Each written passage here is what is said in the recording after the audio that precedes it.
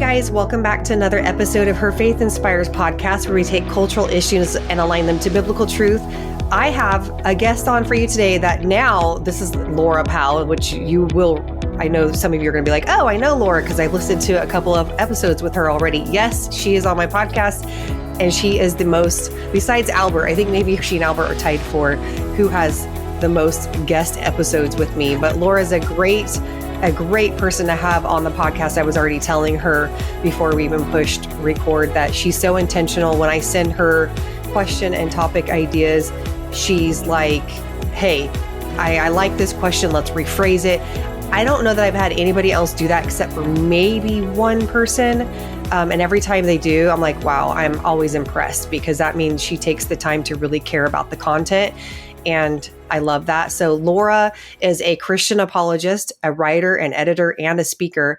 She is the founder of An Affair with Reason, and she serves as education manager, a managing editor, senior writer, Islam ministry specialist, and secretary of the board for women in apologetics. Since graduating from Duke University in 1998 and from Denver Seminary in 2004, she has ministered in over 20 countries on 5 continents. Her considerable experience in ministering to Muslim women around the world has given her a unique voice in the world of apologetics as an Islam ministry specialist, but she enjoys sharing reasons for the hope that she has in Christ with people of all backgrounds and worldviews. Her blog, speaking request form, and contact information, and all of the things that you want to learn about her can be found at her website, www.anaffairwithreason.com. So Laura, I'm so happy to have you back. Thank you so much. It's great to be back. I always love our conversations. I'm excited about today's topic, and I'm always excited to be with you. I'm excited about today's topic too, because you and I have talked twice about, we talked about Afghanistan the last time, and that one was like right in the middle of America, the U.S. pulling out of Afghanistan, the repercussions and what we could do. And I got so much great feedback from that episode because people were wondering, what can we do? And you just brought so much reality and clarity to that situation where I can't do that. And then we talked about, I think it's been a year now since we talked about, I believe it was, are Muslims and Christians, do we believe in the same God? It was something along those lines. I need to pull up that episode number so people can go back and listen. But you just brought such great insight into Islam. And of course, you're like a pro with that. So thank you. That was actually right before we launched the Islam Foundations course with Women in Apologetics. So the course is still available. It's now available as a self-led option. So people can go to our website and buy the course and either go through it by themselves or with their family or their small group or whoever they want. So yes, that was a lot of fun too. Yes, I love that. And that's you guys, you ladies, I need to quit saying you guys. That's like my thing, you know, but you ladies and women in apologetics, you have curriculum and you educate as well. And so I do remember that. That's right when you were getting ready to launch that course. And go online and check it out at womeninapologetics.com, because you were saying, Laura, at the time that you also teach other apologetics concepts woven into that course. It's not just like, here's Islam, here's Christianity, there's the difference. I mean, you're really learning how to notice the differences and how to speak into this topic, and you're going to provide that information. So yes, I want ladies to understand that. Well, thank you. I really do believe it's a very unique course. It's based not only on years of study of Islam, but also on many years of interactions with Muslim women all over the world. Yes. So great that you do that. I love today's topic too, because we're talking about why apologetics matters to women now more than at any other time in history. And it got me excited because we're women, one, two, and we are looking into apologetics. But one thing I want my audience to remember, and this is something that, you know, that Laura, you may or may not know about me and my audience. I consider myself your average apologist. I'm not the intellectual person who's going to be standing on a stage and debating these college students about, you know, the second law of thermodynamics and all that kind of stuff. That's the kind of stuff that makes people's brains hurt. I love it. I love it. I love studying that. That's just not where I feel compelled to go. I love the average everyday person sitting in the church who's saying, I believe in God. How do I articulate that? And how do I teach my children and prepare them? And so to me, apologetics has helped me with just being confident and not just being this church goer who says, yes, I believe in God and, the Bible is true and just have faith that it all comes together. We actually are given answers.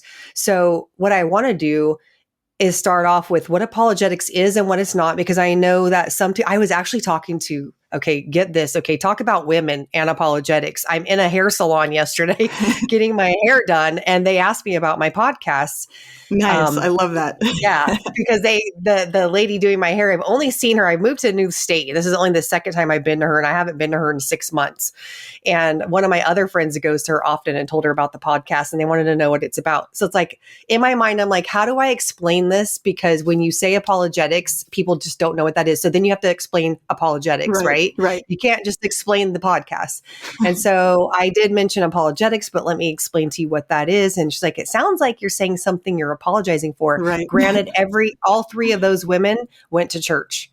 All three of those women are churchgoers. Wow. They just don't know what apologetic. Yeah. Yeah. And so I thought, wow, we have a real issue with this, And so that's why I'm like, and I thought to myself, Laura's coming on the podcast tomorrow. This is going to be great. Perfect timing. Yes, so excellent timing. And I have conversations like that at the salon and in my neighborhood, when I'm walking my dog, when I go to the CrossFit gym, all over the place. In fact, I'm thinking maybe I should go to a different salon each time so that more people can find out what apologetics is, because they always ask what I do. And you just said CrossFit, a woman after my own heart. Oh my gosh, yes. So let's start with what apologetics is and what it's not. And who better to tell us than you? I would love to do that. So it comes from the Greek apologia, meaning a defense. So apologetics means the use of evidence and reasoning to defend something. When we say that we are Christian apologists, we mean that we are using evidence and reasoning to defend Christianity. But it's actually possible to be an apologist for atheism, an apologist for healthy eating, anything that you want to use evidence and reasoning to defend. So with Christian apologetics, there are three primary types of evidence we use. There are more, but I think they fall nicely into three broad categories. And those are scientific evidence, philosophical reasoning, and historical evidence. So I'll give you a couple of examples of each to kind of make them practical.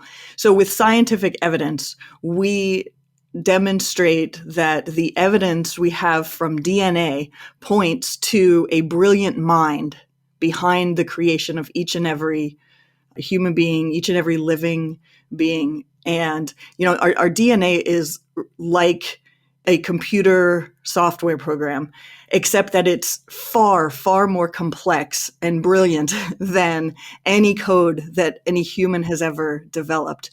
So we use evidence from DNA. We look at the fine tuning of the universe. There are so many different factors that had to be incredibly precise in order for the universe to exist the way it does and support planets and solar systems and Earth and kind of narrowing that down, life as well. We also look at philosophical reasoning as evidence to defend Christianity. So, for example, the Cosmological Argument is one of my favorites. This comes up really frequently in my conversations with people. The Kalam Cosmological Argument, it has two premises and a conclusion. The conclusion follows inevitably from the premises if they are true and valid. So premise one, everything that begins to exist has a cause. The premise two, the universe began to exist. And so the conclusion, therefore the universe must have a cause. So we teach people how to defend these premises, although they're not very controversial. Anybody who believes in the law of cause and effect, which is just about everybody, will accept premise number one. Premise number two, anybody who believes in the Big Bang, which is by far the dominant theory of modern cosmology, is going to admit that the universe began to exist. And so we just lead them to the inevitable conclusion. And there's a similar argument from morality and things like that. And then we also use historical evidence. So there is a ton of evidence for the historical reliability of the Bible. There's a whole field called textual criticism that helps us see how amazingly preserved the Bible has been and how incredibly consistent it's been and how trustworthy it is. We use historical evidence to make a case for the resurrection when speaking to non-Christians, even who don't even believe the Bible is the inspired word of God. There's very strong evidence to be able to say that the most reasonable explanation for the facts that virtually everybody who has studied the life, death, and apparent resurrection of Jesus would agree to. So these are just some examples. We're using evidence to defend Christianity and demonstrate that it is a reasonable worldview, and hopefully, to convince people that that they should look into it, that it should be taken very seriously, and that God is worth looking into. Yes, and I love that there's evidence for God. And I think sometimes we don't think about the word evidence and God. You know what I mean? Like, Right. I think some people get like, wait, evidence for God? Or when Right. I say to defend Christianity, God doesn't need to be defended. It's like, that's not what we're doing. We're defending our position in this world that we live in, because we live in the world Right. where we're up against critics, we're up against the deceit of the enemy, and now more than ever. And that's why I love that you said that the title is Why Apologetics Matters to Women Now More Than Ever Than at Any Other Time. Well, I mean, just 2 years ago, 3 years ago, things have progressed so quickly just within the last 24 months. Yes. It's like now more than ever, yes, this is a critical time. It's crucial. So the next question I feel like is loaded. It's like a loaded question because, like, where do we begin? But we're going to talk about it. We're getting ready for it. What are some of the issues women face today that apologetics prepares us for? Yeah, I love this question. So there are several reasons. I think of 4 off the top of my head that I mention frequently and that friends talk to me about, that I see for myself.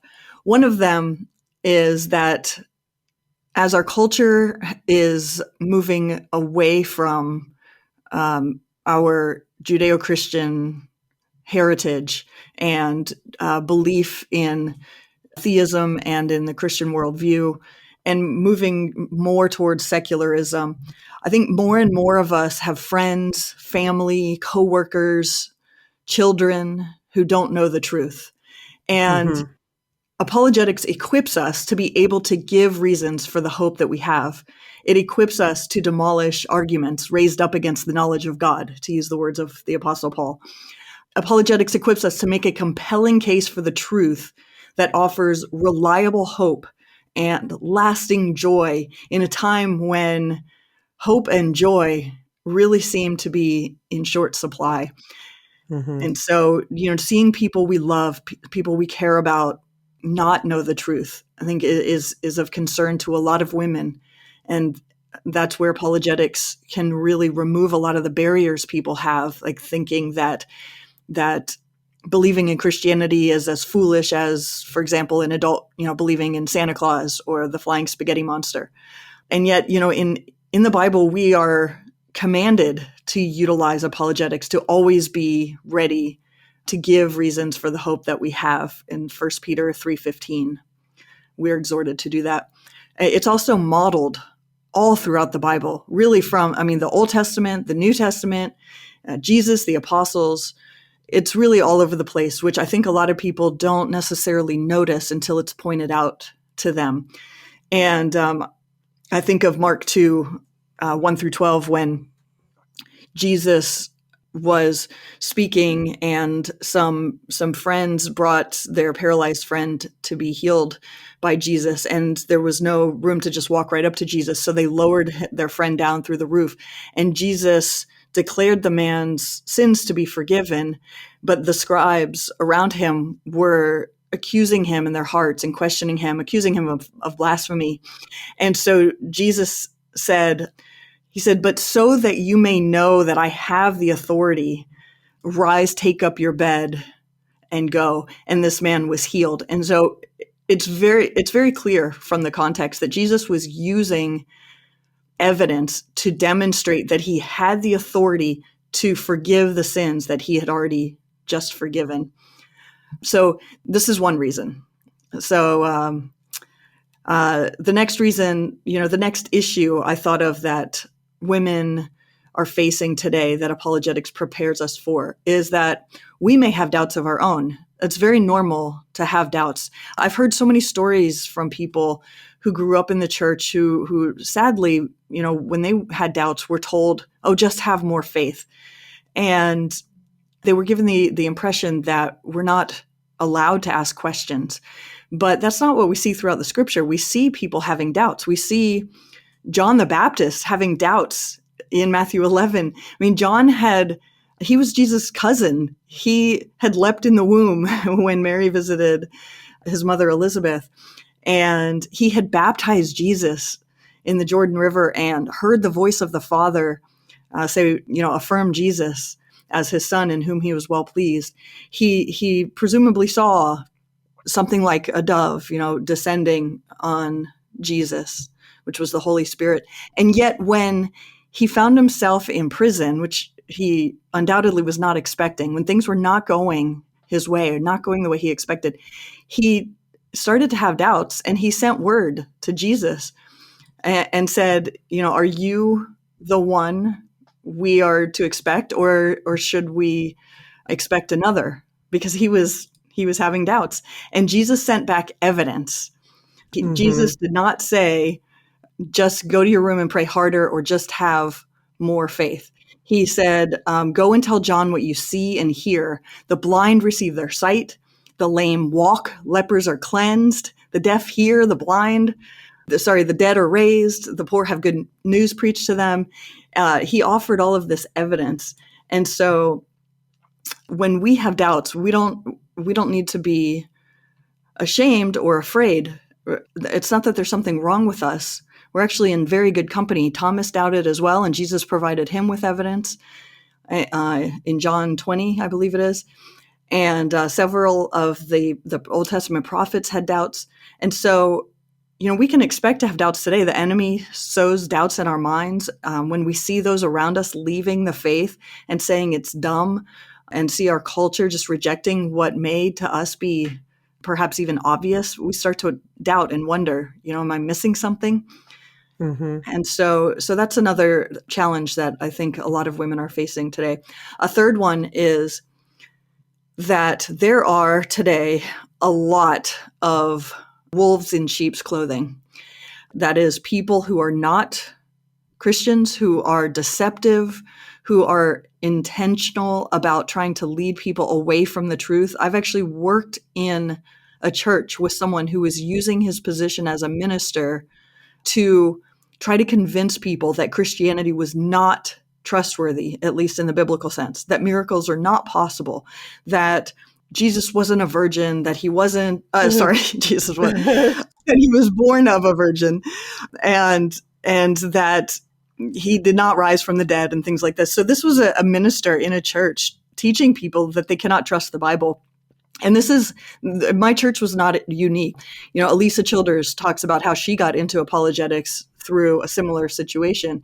And there are people in churches today, even in evangelical churches, who are leading people astray. There are people on TV, on the internet, even authoring popular books that are marketed as Christians, who are leading people away from the truth.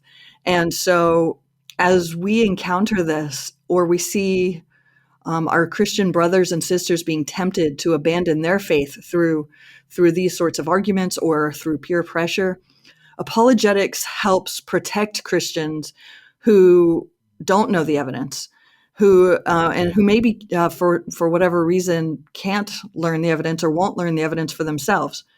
And so we want to know for ourselves and for our friends that there are excellent reasons to trust in biblical Christianity.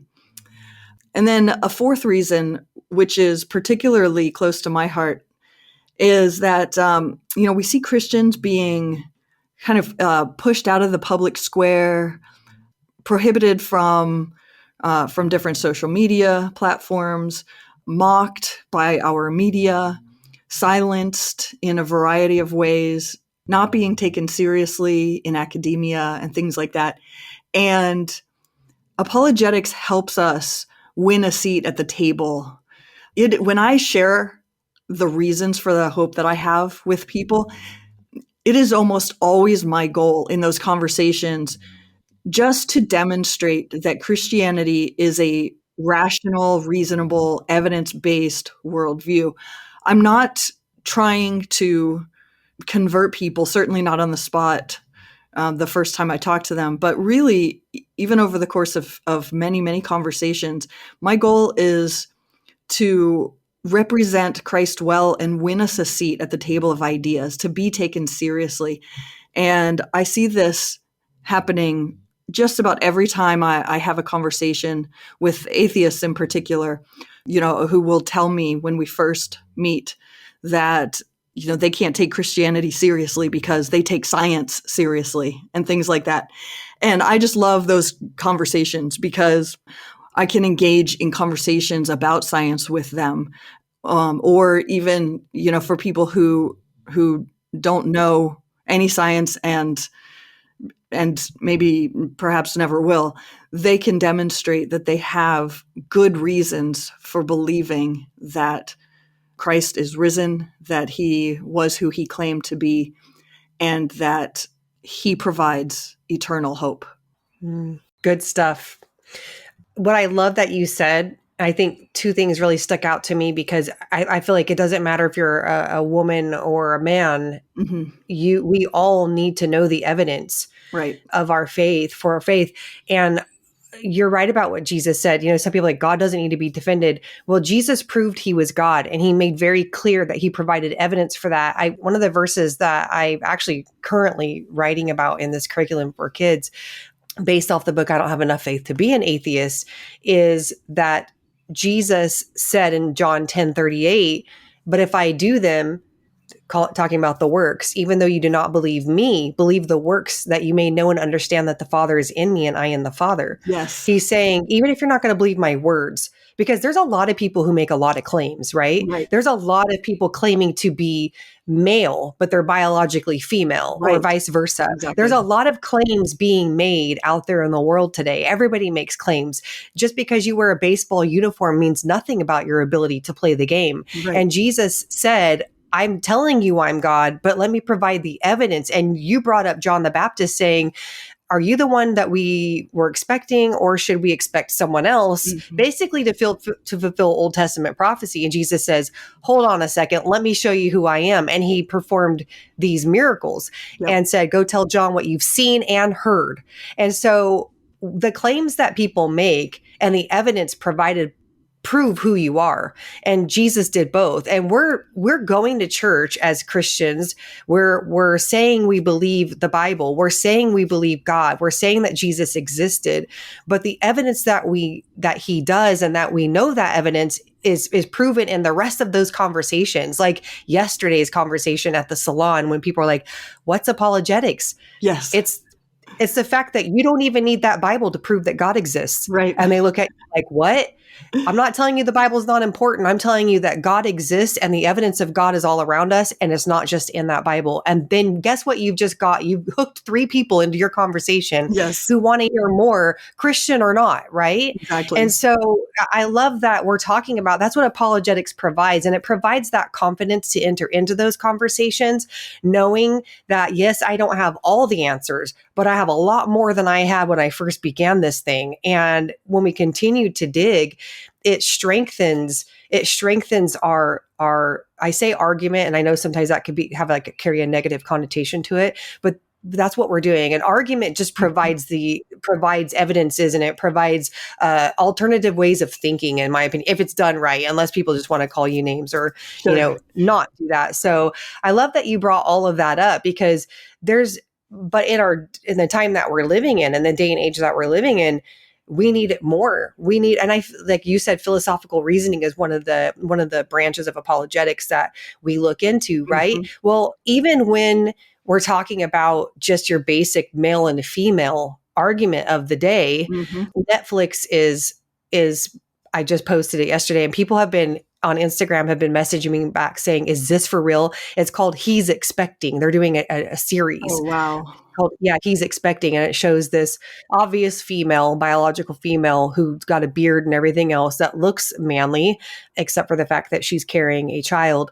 But it Wow. helps put our reasoning into the right place. And I feel like since I've started the journey through apologetics, that my thinking has become so much stronger, and you're so much more stuck in your foundation of truth. That's what I feel like it's anchored me even deeper into that foundation of truth, Exactly. to where it's like, no, we will not tolerate this. I cannot condone this. We've got to stand up and speak about this and speak truth into this. And so I love that you really went into the detail on the evidence, because it's so important. And Jesus didn't shy away from that. He didn't, Right. he didn't say, hey guys, just have that faith that I'm Jesus, that I'm the Messiah, Right. that I'm the coming one. He said, let me prove it. Exactly. And in his day, there Yeah. were a lot of people around his time claiming to be the Messiah as well. And so, I mean, that was the timing, that fit with the Old Testament prophecies. And similarly today, we have a bunch of different people of different worldviews claiming different ideas. And Jesus distinguished himself, kind of proved himself using evidence, as we've talked about. And and we are commanded to be ready to do the same. And so while our evidence may look different, we certainly have an abundance of evidence of our own to offer today. Yes, I love that. I love that we do. I love that we do. And that's why we're having this conversation.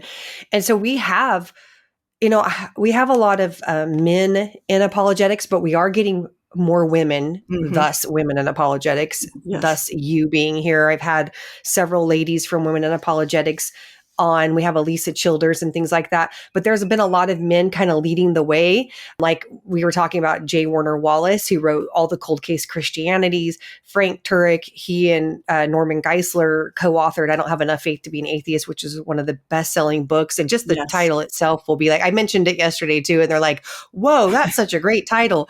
So, and there's, lots of other men, but why are women needed in this area? And why do you think women haven't jumped in as much until now? And I have another follow-up question to this, but let's go with that one first. Yeah. So I think we are seeing more relevance to our everyday lives to know apologetics today. We're seeing more of a practical need than previous generations, when, usually a person's entire family and extended family and friends and local community were likely to be Christians. Even if they weren't, they were likely to go to church and not object to Christianity. And women today are very busy and tend to be very practical. And I think when we can see a need, then we start to pay attention. And we don't have time to do everything, to pursue everything we would like to pursue, study everything we'd like to study. And so when we see a practical need for something, especially something as critical as our children being challenged in their schools, or our friends being challenged in their workplace, or the media challenging everything that we believe in and that's near and dear to our hearts, this is a great motivator. And so, as people are walking away from Christianity more and more, especially the younger generation, and rejecting Judeo-Christian beliefs and values, as Christians are being pushed out of the public square and the things that I talked about before, we are seeing a need for apologetics more than ever before. And at the same time, we have greater access to the information than ever before. Not only is there more scientific information and more historical information that supports Christianity than in many prior generations, but it's also more readily available. And people are finding ways to teach the information in a way that more people are able to understand as well. And so I think that's why a lot of women are getting involved and with learning and even with teaching. I think that women are needed in this area because it's very easy to kind of think, oh, that's a male dominated area of study that may have no practical applicability to my life. It's just, maybe Mhm. apologetics has long been considered an intellectual exercise for scientists with PhDs and that sort of thing. And I think women are demonstrating that there's a place for us in this conversation, that it's incredibly valuable for whatever our circle of influence is, whatever our roles are. And so I think as women are seeing other women doing apologetics, they're realizing, oh, maybe I should pay attention to this. Oh, maybe Mhm. I need to know this too. And so people have thought often, and a lot of people still think, that there's no place for apologetics, in the plan of God. But I think women are also demonstrating the real practical need for it. As I've said before, God has used evidence and reasoning throughout the Old Testament, throughout the New Testament, and it's been effective. I mean, we see Paul in Acts 17 reasoning with the Jews in the synagogue, Mhm. and some being persuaded. And then we see him reasoning differently with the Greeks in the town square, and people coming to believe. And similarly, I think we're also seeing today a lot of testimonies of dozens upon dozens of influential Christians and everyday people who are showing us that apologetics has had a significant role in their own salvation, in their own sanctification, in their ministry. And so, again, I think probably the main thing I would come back to is that we're seeing more than ever before how practical it is and how much of a need there is for it. In fact, I was just told a couple days ago about a podcast that Jana Harmon does called Side B Stories, and it is filled with stories of former atheists talking about how they became Christians through apologetics. Oh, wow. And so, these stories are being presented in abundance. So they're becoming hard to ignore or brush aside or say, "Oh, God doesn't use that," or "We don't need that," or "That doesn't work." Yes, absolutely. You know what else I was thinking along the lines with why we see more women? I believe because and this doesn't go for all women's ministries, but I believe I've talked about this before on my podcast, is that women's ministries have always been about this emotional. Some of it's been emotional, Yeah, like neology. The other part of it has been mom groups, get-togethers. Who's right. baking what, or here's a recipe or whatever it may be, or let's do a Bible study written by this woman that talks about a specific topic. Now, I'm not saying that there's anything necessarily wrong with that, but I'm saying that women have come to this realization that they need more theology. They Yes, need more depth to their knowledge of who God is, and they're hungry for it. And I think apologetics provides that. I absolutely. believe, yes. And I think that now it's kind of like when they find out about apologetics, you have a lot of women jumping on in online Christian courses with the organization that I work with. There's a great mix of men and women that are learning about apologetics. And I Mhm, wouldn't say that the men are outnumbering the women by any means mhm, when I see that. And a lot of them are coming to learn because of Women in Apologetics, because of Elisa Childers, because of, mhm, Natasha Crane, mhm. because they're saying, oh, wait a second. I know this is kind of like the intellectual part of our faith, but I'm ready. I'm here for it. And I can do this and I want to. And Exactly. Yeah, God tells us to worship Him with our mind, and yeah. not just with, our emotions. And He has created us in a way to do that. He didn't just create us incapable of doing that and then command it for, to laugh, or just, for men. He has Right. created us as intellectual beings in His image, who are made to think and to learn and to thrive in learning and to worship Him for how incredible He is when we start to understand some of these things with our minds. Absolutely. I was actually thinking about that this morning. I dropped my boys off and just praying and talking to the Lord and thinking about the mind and the heart. And I was, talking to the Lord, thinking about when I was growing up in church, we didn't place a lot of emphasis on loving God with all of our minds. We would say the whole verse is one, love the Lord your God with all your heart, soul, mind, and strength, but we wouldn't talk about what it meant to love him with all of your mind. Mm-hmm. And that's one of the things as a teacher, that's one of the things I latched onto apologetics was like, okay, yes, I love teaching and I love teaching, transferring that knowledge and that understanding, but this is the part of my faith that I've been lacking. And I love that. But I thought to myself, knowledge obviously is not enough. That's why God said your mind and your heart, your whole being.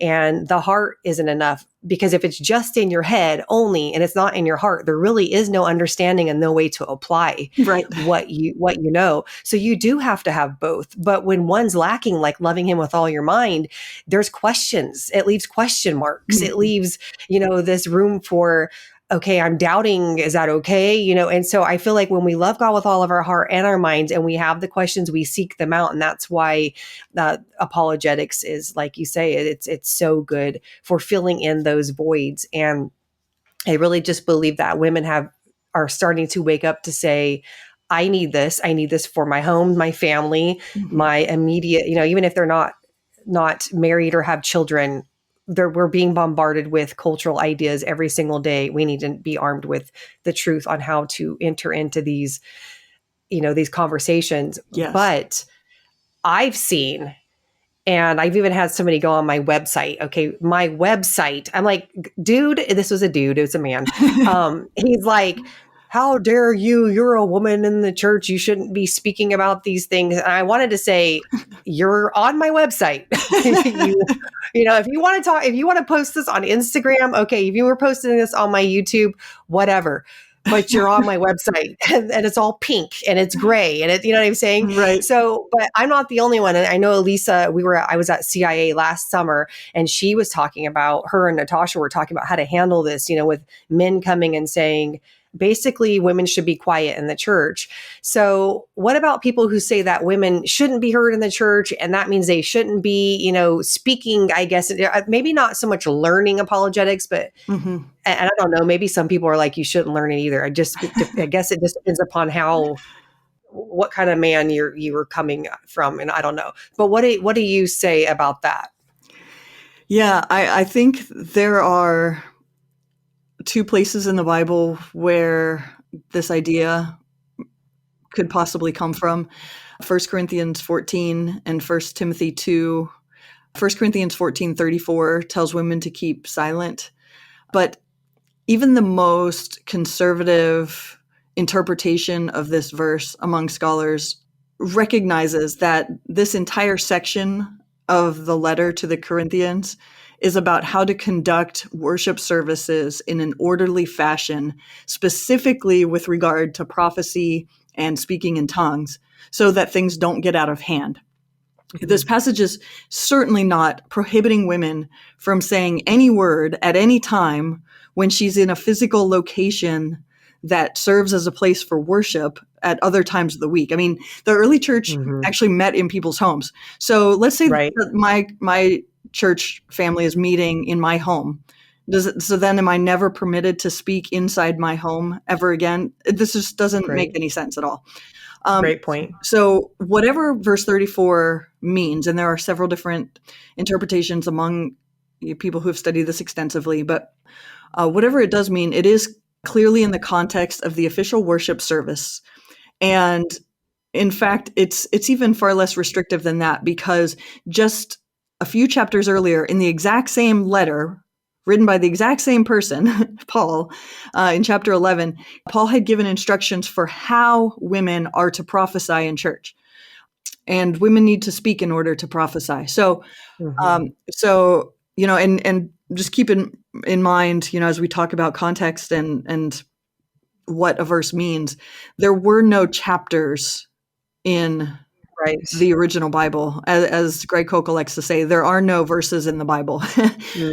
We broke up continuous letters and paragraphs and such and put little numbers by them so that we could more easily find them. And this was, about 1500 years after Jesus. So Paul's not going to contradict himself a little bit later. And so people can read more about that in depth on their own, but it's certainly not saying that women are not to speak in any regard. And again, this is in the context of the official worship service. And similarly, Paul wrote in 1 Timothy 2:12, I do not permit a woman to teach or exercise authority over a man, rather she is to remain quiet. And again, there are several interpretations of this verse as well, but we can all agree from the context that Paul was not saying a woman can never teach anything to a male. Again, the context indicates that this is an instruction for church authority and structure.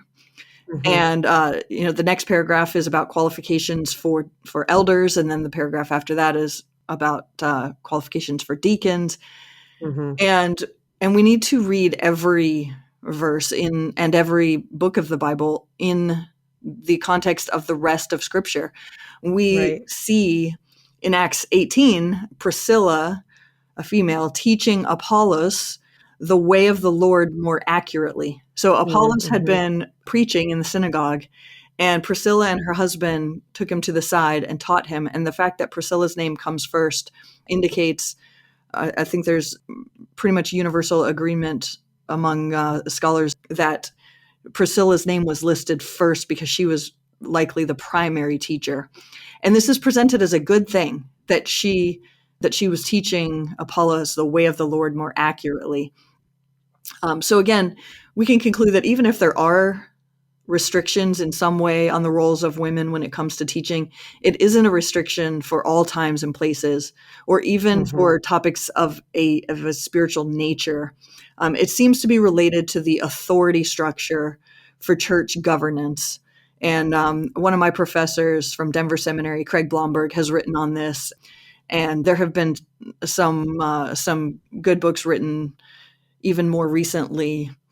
But again, we're commanded in 1 Peter 3:15 to be ready to give a defense for the faith. And we're commanded in Titus 2, as women, to teach the younger women what is good. And so this seems to indicate that at a minimum, women ought to be teaching apologetics to other women.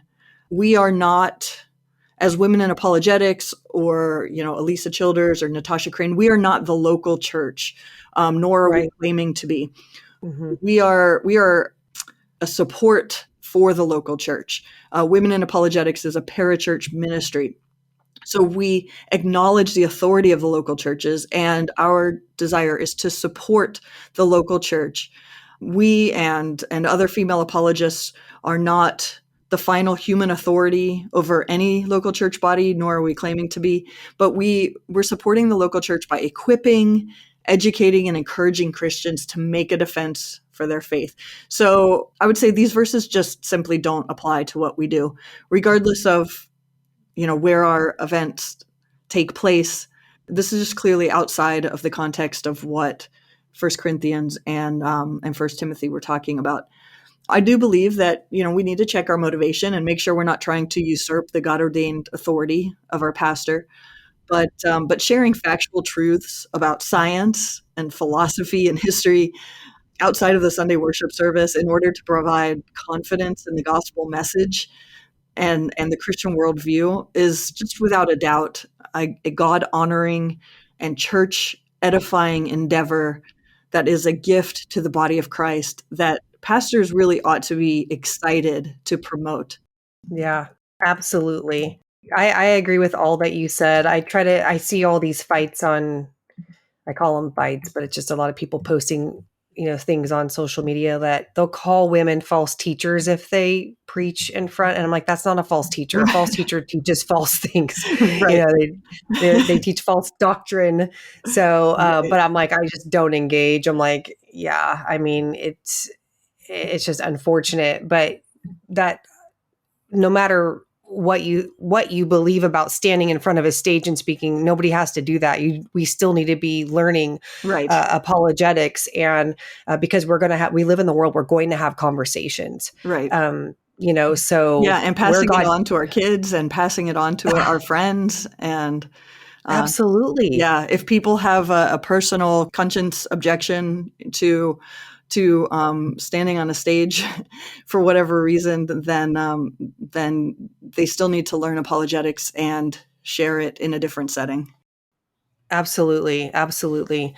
So what most don't know what apologetics is, like we talked about, unless you're actively involved in it. I don't know if it's because I work with a lot of apologists at online Christian courses with, that's in conjunction with Cross Examine, or if it's because being involved in the church for so long, but I do see it growing. I don't know if you feel Mhm. the same, Laura. And I see, women in apologetics rising up. And I love how Women in Apologetics teaches, even on Instagram, they teach these little bits of theology and things like that. Do you see that as well? And if people are listening, women, and they're like, I want to learn more, how do I get going on this? Or, if they want to start off slow, how do you suggest them do that and get involved? Yeah, I am definitely seeing what you're seeing as far as apologetics growing and women getting more involved. In fact, Women in Apologetics has only been in existence for about 5 years. And just to give you an idea of the interest, we have almost 11,000 followers on Facebook. We have Wow. 19,800 followers on Instagram. We do these live interviews called Voices of WIA on YouTube once a month, in which we interview a woman who's doing great work in apologetics. We regularly have well over 100 people join us. We have 45 or so volunteers on our team at Women in Apologetics. Last year at our conference, which was only able to be held online, we had over 900 attendees from 27 different countries. Wow. And I mean, I could go on and on about the numbers and how astounding they are. And for a young organization focused on apologetics, we're not talking about some super entertaining popular thing that everybody else is into. We're talking about an area of study that Hmm. requires some intentionality and discipline and perseverance. And Right. yet there's a growing number of male and female apologists every year, and people who are seeing the need for the kind of resources we provide, and downloading our resources, attending our conferences, following other apologists as well, and learning it for themselves. And it's really an exciting time to be involved in apologetics. Yes. So you asked how people can get involved. That's such a great question. The first thing I would say is read books on apologetics, or if and when I say read books, I don't mean you have to do it visually. If you're an oral learner, books are available just as easily through places like Audible. But we need to know the information that apologists are writing about. And Women in Apologetics has a page called Recommended Resources on our website. And so if you just don't even know where to start, I would recommend going there. It's divided up by topic. And so, I think our first topic heading is just like Intro to Apologetics or Apologetics 101, something like that. And so they're pretty general. And then after that, we have categories like evidence for the resurrection, evidence for the soul, scientific evidence, things like that. And so I'd say, find something that looks interesting to you, and check it out. People can also subscribe for free to Women in Apologetics, a free monthly newsletter. We always have one or two articles in there making some sort of defense of Christianity on some topic or another. I would encourage people to also listen to podcasts. Stand to Reason has an excellent podcast that I think has been going for about 30 years now. I don't think I missed an episode for about 2 or 3 years, and I learned a ton from that. Cross Examined with Frank Turek, Reasons to Believe, which is focused on the scientific side of things. Cold Case Christianity with J. Warner Wallace, who we mentioned earlier. He does a lot of great videos So there are a lot of great podcasts out there where really good information is being shared, where questions can be asked, and where new resources can be discovered as well. I also like to watch debates on YouTube. My favorite debater is William Lane Craig. I just think he's the best debater on Team Christian, and He's so smart. he is. And a lot of his debates are on YouTube, and it's just brilliant. Not only do I learn information and facts from him, despite the fact that he's on a very limited time clock and can talk a little bit fast given the depth of the content he's referring to. I think it's also really valuable to watch those for the sake of seeing his demeanor.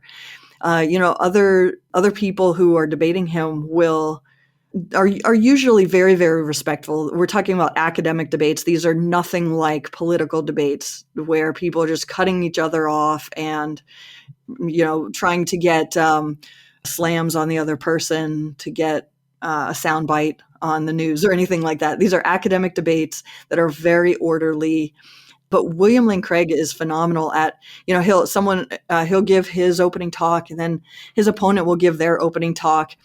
And a lot of times, with his opponent's opening talk, they won't respond to his questions, but there will be some ad hominem attacks in there, where people just say, "I can't believe I'm debating Christianity. What a joke," or comments like that.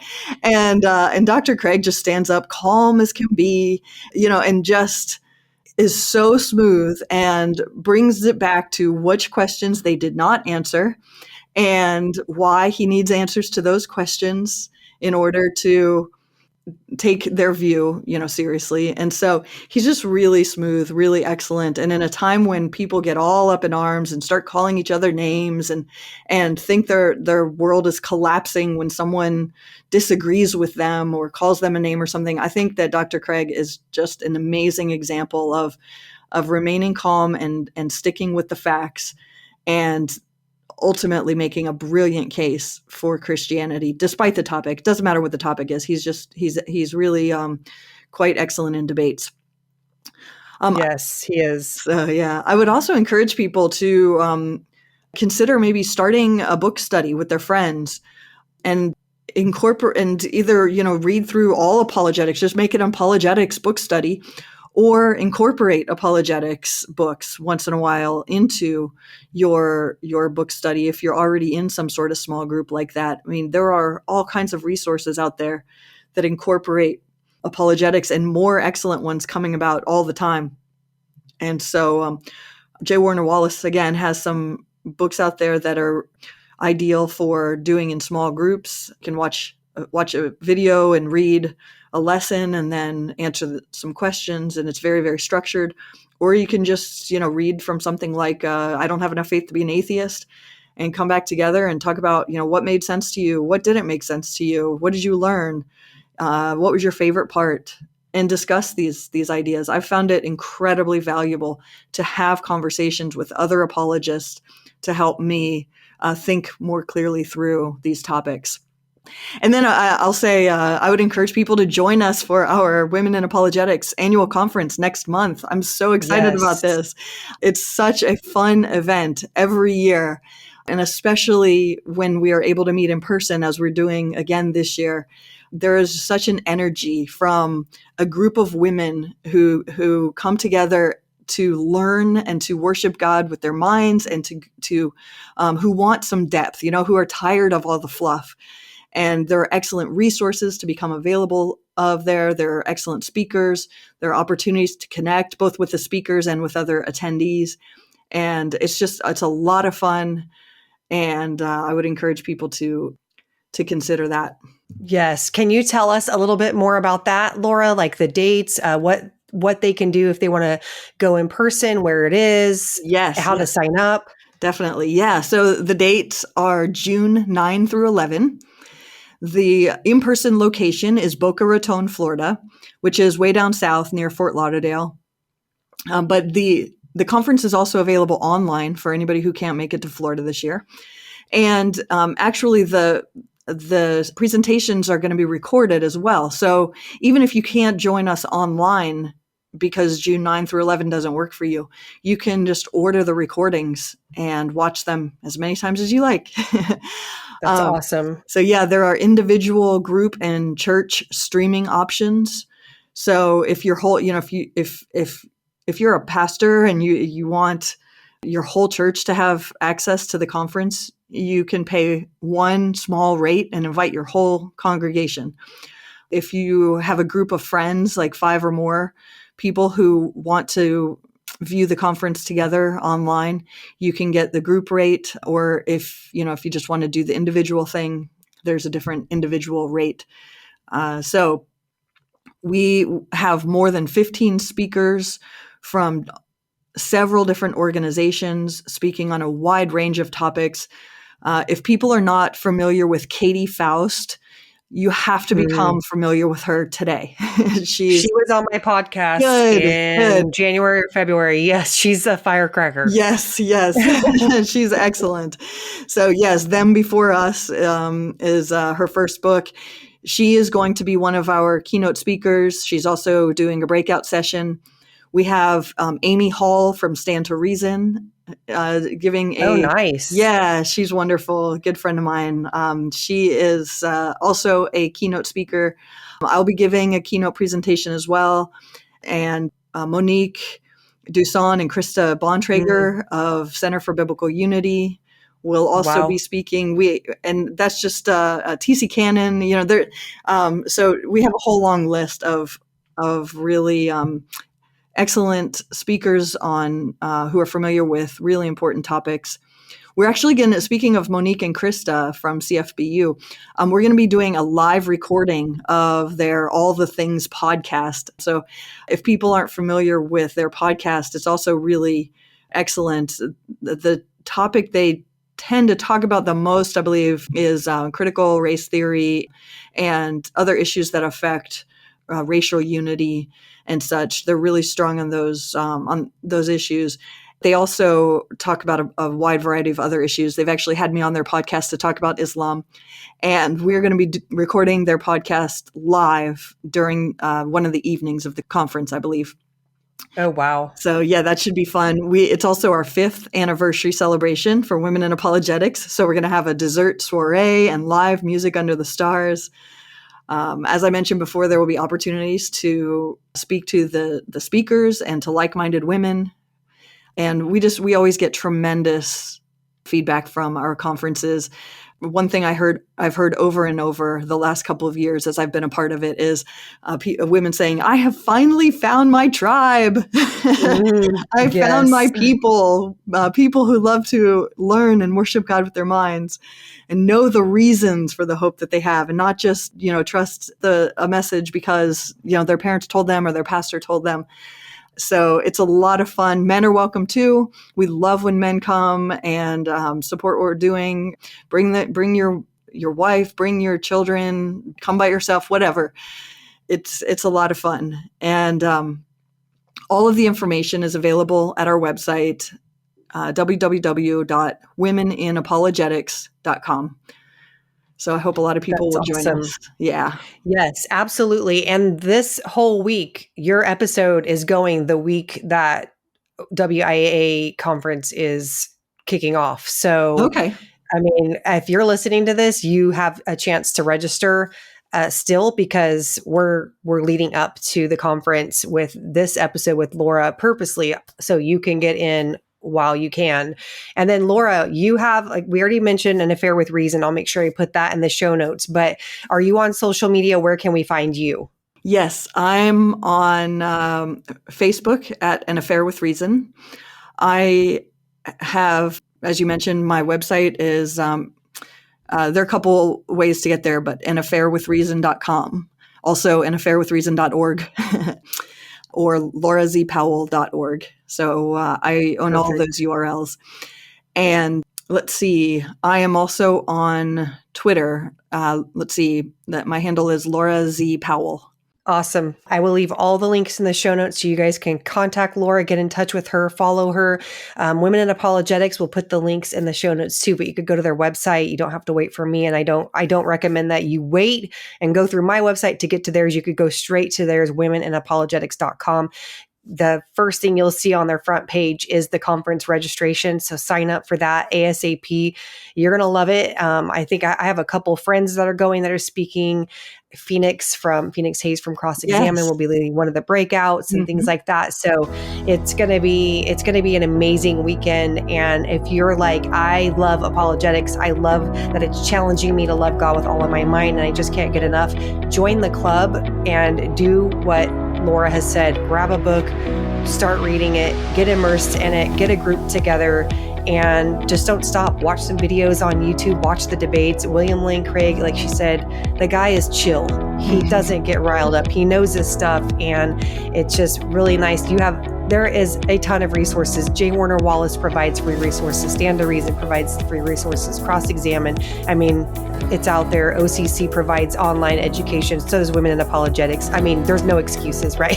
There are no excuses. So if you have any questions for Laura, you know where to find her. She provided the information. I'll provide the links. If you have any questions for me, you can email me at hello@shandafulbright.com, and I'll catch you on the next one.